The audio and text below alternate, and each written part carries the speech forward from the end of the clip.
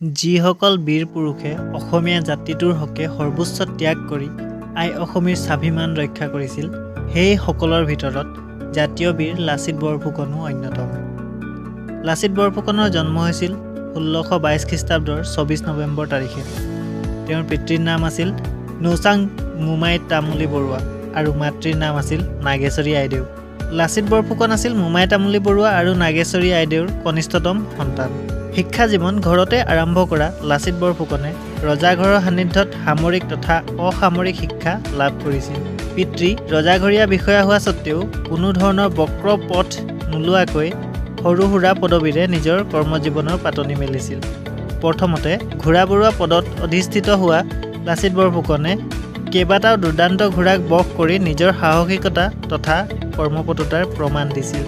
পৰৱৰ্তী সময়ত পদোন্নতি লাভ কৰি ক্ৰমে দুলীয়া বৰুৱা, শিমলুগুৰীয়া ফুকন, দোলাকাষৰীয়া বৰুৱা হোৱাৰ পাছতহে আহোম স্বৰ্গদেউ চক্ৰধ্বজ সিংহৰ ৰাজত্বকালত বৰফুকন পদবী লাভ কৰিছিল।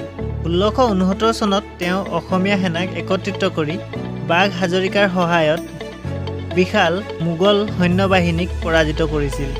শৰাইঘাটৰ যুদ্ধত নিজৰ বুদ্ধি বিচক্ষণতা তথা সাহসিকতাৰ পৰিচয়ৰ লগতে অগাধ দেশপ্ৰেমৰ বাবেই ভাৰত বিজয়ী মোগলক দূৰতে বিদূৰ কৰিবলৈ সক্ষম হৈছিল।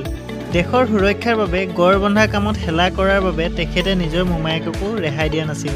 নিজৰ মোমায়েকক কাটি তেখেতে কৈছিল, দেশতকৈ মোমাই ডাঙৰ নহয়।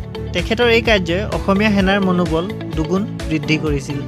লাচিত বৰফুকনৰ এই জীৱনীৰ পৰা বৰ্তমান প্ৰজন্মই বহুখিনি কথা শিকিব লগা আছে।